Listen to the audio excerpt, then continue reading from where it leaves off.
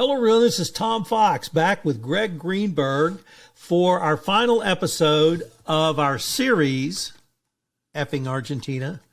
Not the book, because the book had 11 stories, and this is episode 12 in our series. But I thought it'd be fun to maybe sit down with Gregg and talk to him about his writing of the book, if he has any favorite stories, some of the key themes, and just wrap up our series. The wrap-up episode, right, Tom? This is the cathartic wrap-up episode where it all comes together for all of us, right? The cathartic episode. I think you've just named the title of this episode. So, Gregg, let me start off with, in kind of reviewing everything for this podcast, it really struck me, there's a couple of themes. One was the women in your life, mother, wife, spouse, BFF, lots of different women, and how much they really keep us on the straight and narrow as men, no matter what our ages. The second theme was you really seem to go have the breadth and scope of the New York experience, from Billy Joel in Long Island to what I would say is Forest Hills, although it's the U.S. Open, to the New Jersey Turnpike, to walking your kid to school, to dinners, to parent-teacher nights, and it's really as broad as you can get. So with that kind of introduction, I wanted to maybe ask you, I know you've written a lot in your professional career and you write personally as well. This book seemed to be a little bit different than the things I've known you to write, screenplays or other works. What was it like in kind of the writing experience? Because it was so much fun to read. Well, I'm glad that you enjoyed it. And as we discussed before, this book came out of COVID. So generally, as you said, I write plays or screenplays, and it's an entirely different format and form of writing. But I was writing some plays during COVID, and I'm like, these plays may never be produced, because at the time, who knew whether or not they'd open up theaters in New York in the ensuing months that they did. And I had a show go up, which was a whole lot of fun. But at the time, I'm like, something, let me write some short stories and see if I can get them published. And some of the stories were getting published on websites, so I ended up putting it up into one book.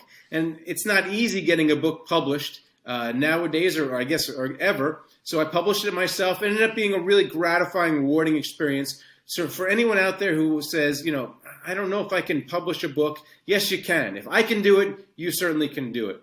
With regard to some of your other points, is with regard to there's a lot of strong, powerful women who keep me in line. Yeah, very, very much so. And it's one of those things where I don't think you realize it until you're in your later in life as a man, that how clueless you were when you were a young man. And then with regard to the fact that this is a very New York experience, I'm very much a New Yorker. And I love the middle of the country, but I tend to fly over it a lot. And actually, I tend to avoid leaving Manhattan as a rule, just because once you leave Manhattan, it's hard to get back because of the traffic at all the bridges and tunnels. So I've had a whole lot of fun thinking over the book with you over this series of podcasts, Tom. Maybe I'll write another one. I'm not sure. This is Effing Argentina. Maybe it'll be Effing Helsinki or Effing Singapore. I'm not sure what I'm going to F next, but this has been a whole lot of fun with you.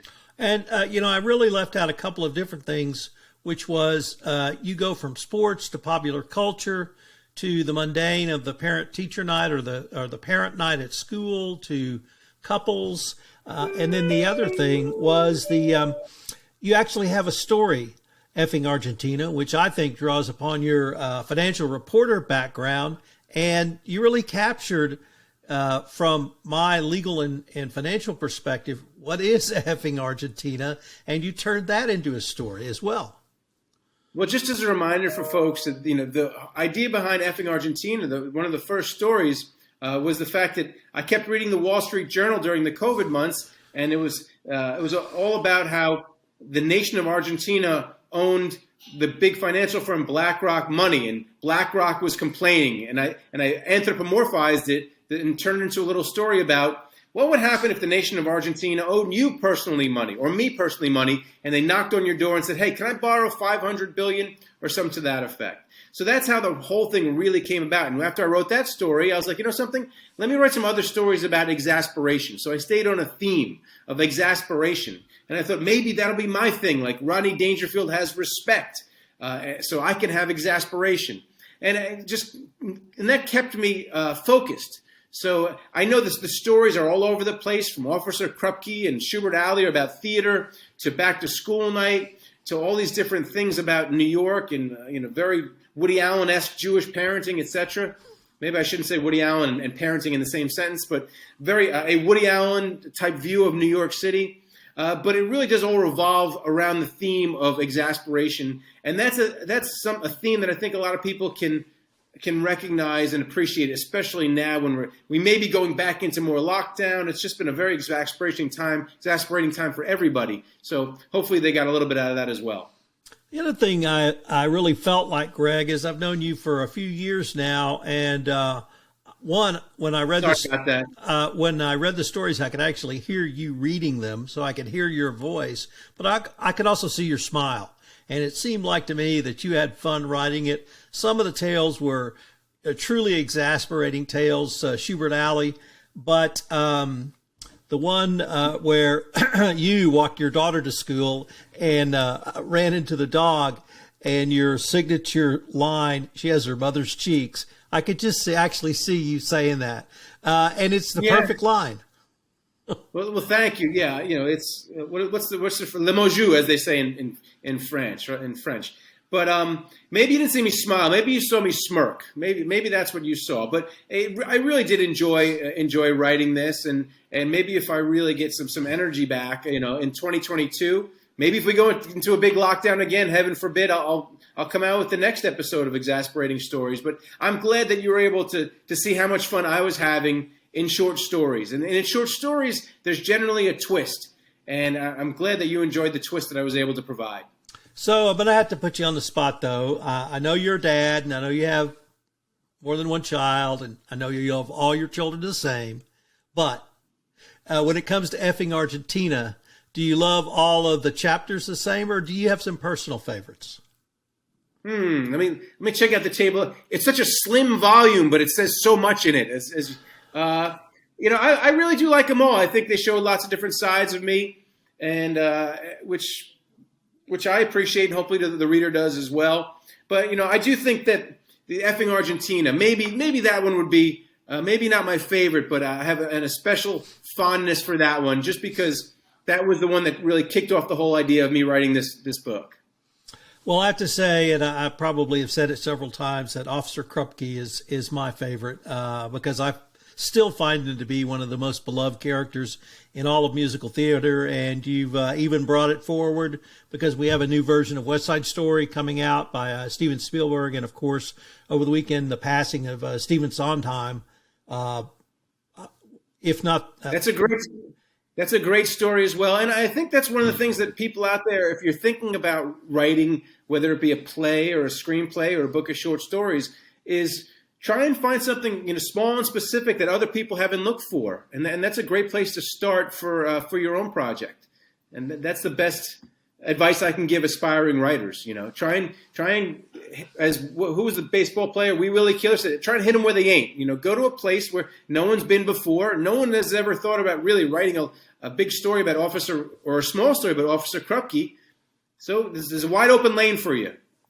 And I guess my other personal favorite, because I can't count the number of times I lived through it, was being on the New Jersey Turnpike.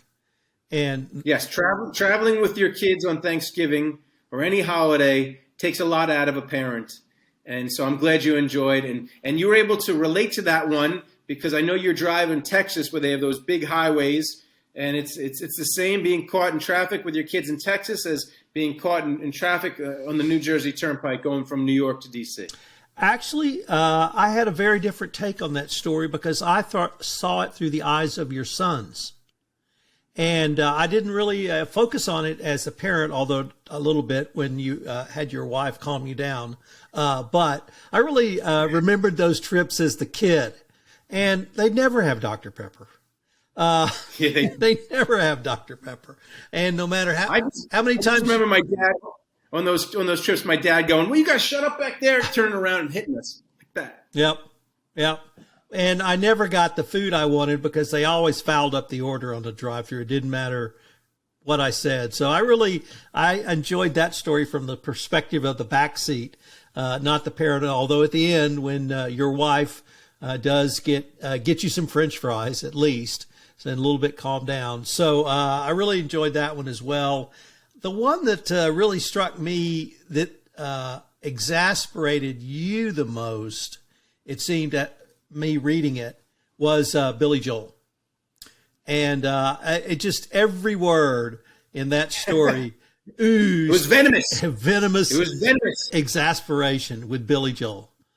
Well, just to, as you know, and some of the listeners know, is that, once again, I grew up in Hicksville, Long Island, which is the town where Billy Joel's from. So I was force-fed Billy Joel. I had to listen to him in elementary school, in chorus, at the mall, on the radio, WBAB, during summers home at the beach, that you just could not get enough Billy Joel on Long Island. So it was like in Clockwork Orange when they made Alexander watch those movies. He just began to abhor the violence. And that's just me with Billy Joel. But I'm glad you're able to get that from that story. So which are your favorites? So, as I said, I do really like the effing Argentina itself so much that I made it the title. And maybe, once again, maybe if I get some energy in 2022, I'll F in something else. Who knows? Who knows? A couple of thoughts on the women. And I talked about the drive on the New Jersey Turnpike, where, as always, mom is the one that keeps everyone together, both dad and sons. But also the greatest line, and I have to go to the screen here because it comes from Malodor, where the narrator says, quote, "Boys will be boys," or, as my mother used to say, "morons till marriage." And I will have to say, of all of the lines in your book, not only did that resonate the most with me, it resonated the most with every woman I told that line to. So I think you really may want to consider trademarking that line because it's so great. Well, we can add that one to Bartlett's. Maybe it'll squeeze into Bartlett's after I pass away and people realize the true genius of this. It'll be like Winesburg, Ohio. I forgot who wrote that off the top of my head. Sherwood Anderson. Yes. This is my answer to Sherwood. But there's also another version of Everyone's Mother in Panic in Schubert Alley, because we've all seen our moms panic.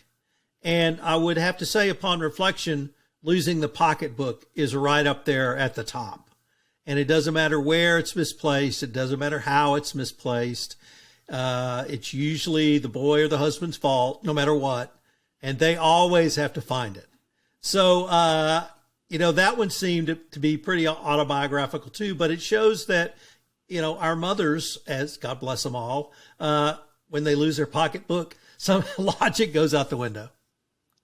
Yes, that story is, it's certainly autobiographical. When my mom would misplace her pocketbook, frankly, as I say in the story, it's like there's a nuclear bomb going to be set off in 10 seconds or until that pocketbook gets found. And I still don't even know what's in there, but all I know is that if she doesn't get that pocketbook back, there's bad things coming. So I'm glad you enjoyed that one as well. With my mother, it was always something less than $5 in her pocketbook. So it wasn't money. It was something else. And bobby pins and rain ponchos and, and maybe some Charms candy. Who knows? Well, and I was forcefully communicated to me that you never looked in a woman's pocketbook. And even to this day, I ask my wife's permission. Can I look in your handbag? So, I don't know what's in there. It's one of those secret things that only the women clubs know. So maybe that explains it all. I think so. I think you nailed that one, Tommy. So what, why exasperation? You talked a little bit about, Rodney Dangerfield and respect. Are these just things that have kind of built up and you finally had a place during the pandemic where you could sit down and explore them a little bit? Well, I think it's a great question. And I think, once again, when you're writing something, it helps to have focus. So I thought of the things which really frustrated me, irritated me, exasperated me in my life. And I would use that as a starting point to get into the story. And, otherwise, it's all going to fly everywhere. So, I mean, and for branding purposes as well. So I can keep going along these lines of exasperation for the next one. Well, Gregg, this has been considering it sold millions and millions of copies, and you're finding it at every newsstand all over the country. Well, I have noticed an uptick in publicity about it since we started our podcast series, so our video pod series. So I think you're onto something.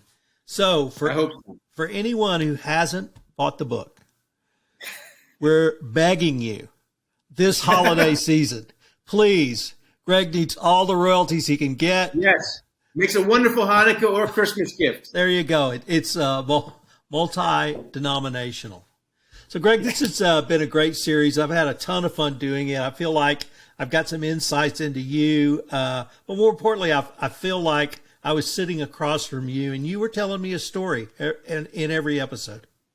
Well, Tom, once again, thank you for hosting this. I mean, you run such a fantastic podcast network, so organized, and these are produced so well. And I know I'm only one of however many you do. It might be like 40 at this juncture. So, I'm very excited to come up with the next idea so we can do this again. So my tip my hat to you for putting this thing out there. And I really do appreciate you enjoying and helping to promote the book.